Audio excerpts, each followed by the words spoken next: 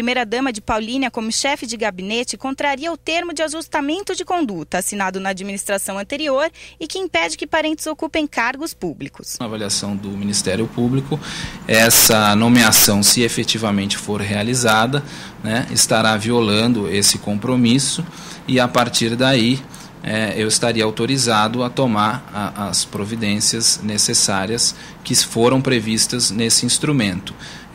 Mais especificamente a cobrança de uma multa diária, de R$1.000, além de eventual nova ação por improbidade administrativa, por descumprimento do TAC e por descumprimento e violação aos princípios da moralidade e da impessoalidade. Mas a Prefeitura pede uma revisão do termo de ajustamento de conduta. Caso o município queira desconstituir esse compromisso, compete a ele, então, ingressar, ajuizar uma ação e tentar provar essas circunstâncias. Ou então tentar alegar junto ao juiz, de que o Supremo, eventualmente, pensa de uma maneira diversa. E parece ter o aval do Supremo Tribunal Federal. O que a Prefeitura tenta contra-argumentar é que alguns ministros do Supremo Tribunal Federal, por ocasião da edição da súmula número 13, teriam colocado que para os cargos de alto escalão seria possível a nomeação de parentes. O fato é que em Paulínia o que vale hoje, atualmente, é esse compromisso de ajustamento firmado no ano passado. A opinião da população se divide em meio à confusão instalada em Paulínia. O cenário político de Paulínia está um escândalo desde as últimas eleições. Depois de denúncias de compra de voto, o Ministério Público pede a cassação do prefeito recém-empossado. As irregularidades, como compra de votos e de apoio político, renderam 6 ações contra a Pavan. 5 pela coligação que perdeu as últimas eleições e 1 pelo Ministério Público. As gravações divulgadas pelo TVB Notícias servem de prova contra o prefeito. É uma ação de impugnação de mandato eletivo que ocorre quando é verificado ou detectado, em tese, abuso de poder econômico, corrupção ou fraude. Mas são ações ainda que foram recentemente ajuizadas, ainda estão no início. O andamento delas é mais célere do que as outras ações e acredito então que até alguns meses aí no máximo a gente deva ter o resultado final. Na gravação telefônica divulgada pelo TVB Notícias, o então candidato e atual prefeito de Paulínia, José Pavan Júnior, revela supostas irregularidades como a compra de votos. Vambora resolver nós que eu tenho que ir trabalhar. O que precisa fazer para você me ajudar, rapaz? 100 mil.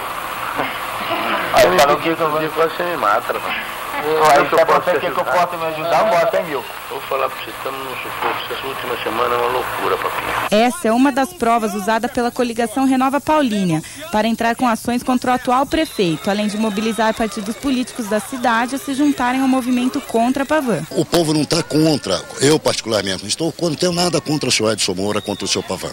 Tá? Eu tenho contra a administração que é feita do nosso dinheiro. Tá?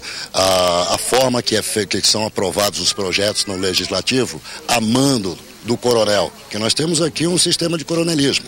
Ele manda e a coisa é feita. Então pensamos nessa união simplesmente pelo povo, independente de qualquer partido. Todos os partidos, não só porque derrotados, tá? Mas da forma que foi feita essa eleição. Por esse motivo, aconteceu um apitaço em frente ao fórum no final da tarde de ontem, para pressionar a justiça a favor das ações que estão em andamento no Ministério Público.